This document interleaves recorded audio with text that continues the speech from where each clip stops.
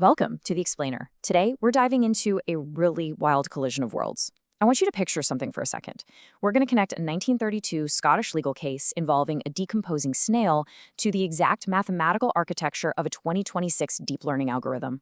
Now, I know it sounds like a massive leap, right? But the legal framework that actually protects you out in the physical world is right now crashing headfirst into the completely opaque, probabilistic reality of modern artificial intelligence. We've got a lot of fascinating ground to cover, so let's just get right to it. Okay, let's dive into this. On one side, we have a heavy, dark ginger beer bottle from 1932. You literally cannot see what's inside of it. It is completely opaque. On the other side, we have a modern deep learning neural network. Now, it's software, it's completely digital, but much like that dark glass bottle, you cannot easily peer into its decision-making process. It is mathematically opaque. And the entire legal world is currently scrambling to figure out if the safety rules we wrote for that physical bottle almost a century ago can realistically apply to today's digital black boxes. Here is our roadmap for today's explainer to help us navigate this whole history. First, the 1932 Paisley snail. Second, the AI foreseeability crisis. Third, the mathematical black box. Fourth, the moral crumple zone. And finally, number 5, bridging the accountability gap. Part 1, the 1932 Paisley snail. The historical anchor. So picture this. It's 1928. A woman named May Donahue visits a cafe in Paisley, Scotland. Her friend buys her a ginger beer, and it comes in one of those dark, completely opaque bottles. She pours it out, takes a drink, and to her utter shock, the remains of a decomposing snail float out of the bottle. Understandably, she gets violently ill. She ultimately sues the manufacturer, and in 1932, Lord Atkin issues this massive, landmark ruling that establishes the modern negligence standard we now call the duty of care. He introduced the neighbor principle, basically establishing that manufacturers are held legally accountable for defects regardless of whether you had a direct contract with them. And the absolute bedrock of this entire principle comes down to one single word: foreseeability. This basically means if harm to a consumer is reasonably foreseeable by a manufacturer, a legal duty to avoid that harm automatically arises. If they fail to foresee and prevent it, boom, they are strictly liable.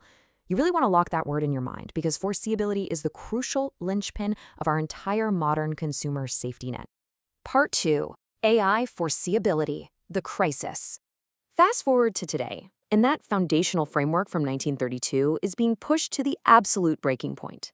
We are seeing sweeping lawsuits right now, like the 2024 Garcia case against Character AI, where plaintiffs are fighting tooth and nail to classify AI as a product, just so those strict liability rules from the physical world can apply. But here is the catch. Traditional code is deterministic. It operates on guaranteed, exact, if this, then that rules. AI doesn't do that. Today's AI is built on probabilistic neural networks. It operates entirely on mathematical probability, which means it is inherently guaranteed to occasionally produce unpredictable, emergent failures that no human being ever programmed into it. When you take the historical foreseeability framework and apply it to an algorithm that mathematically guesses, the logic completely breaks down. Foreseeing a specific harmful output becomes technically impossible. Part 3, the mathematical black box, inside the hardware. Now, what's really interesting about this is the clash happening right inside your machine's physical brain. On one side, we have the ALU surveyor. This is the exact deterministic math we expect from computers, right? 1 + 1 is exactly 2, every single time. But an incredible 80 to 90% of modern AI compute cycles actually rely on the other side, the FPU gambler. The floating point unit is incredibly fast, but it is lossy. It relies on completely secret, proprietary seed tables burned deep into the chip by the manufacturer to make probabilistic guesses. So, to process massive amounts of data at blistering speeds, the hardware is fundamentally just guessing the nearest answer.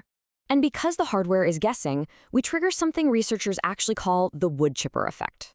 Step 1, the AI ingests exact source data. Step 2, the FPU hardware approximates the math using those secret tables. Step 3, the original identity and the exact path of that data are permanently destroyed. Think of it exactly like making a giant fruit smoothie. You know exactly what fruits you tossed into the blender, but you can never, ever reverse engineer that smoothie back into the exact individual fruits. The chain of title is just permanently shredded. You literally cannot perform a legal postmortem on a machine's statistical guess. And if the developers can't foresee the error, and the hardware itself permanently shreds the evidence, who actually takes the fall when things go wrong?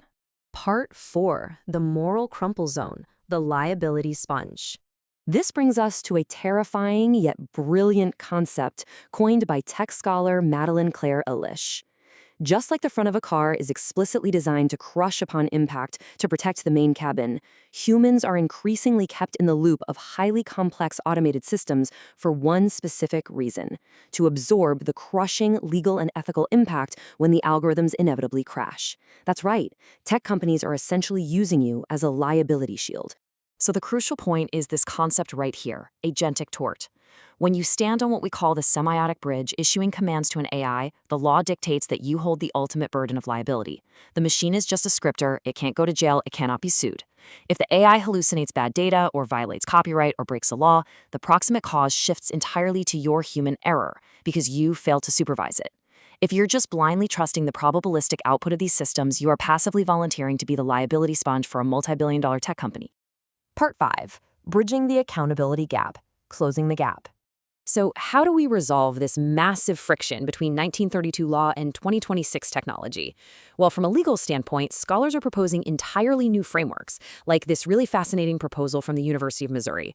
Because AI foreseeability is mathematically destroyed, they argue we should treat high-risk AI like an abnormally dangerous activity. Think handling dynamite. Traditionally, the strict liability test for dynamite looks at whether the activity is inappropriate to its geographic place, and it explicitly demands foreseeability. But software is global, and its harms are mathematically unknowable. So the proposal drops the outdated geographic requirement entirely and adds a new factor: the inability to foresee harms. This beautifully bypasses the impossible hurdle of the algorithmic black box, shifting the burden back where it really belongs. Let's move to see how this builds into an actual day-to-day solution for us as users. Because to protect yourself from agentic tort, you've got to reclaim true control over the machine. You fight algorithmic distortion with human protortion. This means applying the literal sweat of the brow, that historic, painstaking manual labor required to actively edit, aggressively prune, and purposefully steer the code.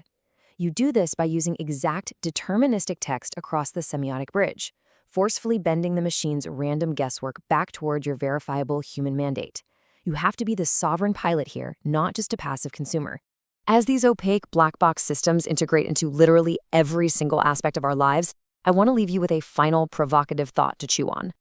The machine is just a vessel, and your human intent is the only thing that actually matters.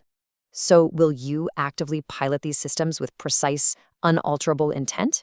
Or will you passively remain a moral crumple zone, absorbing the legal and ethical impact when a machine's unpredictable guessing inevitably fails?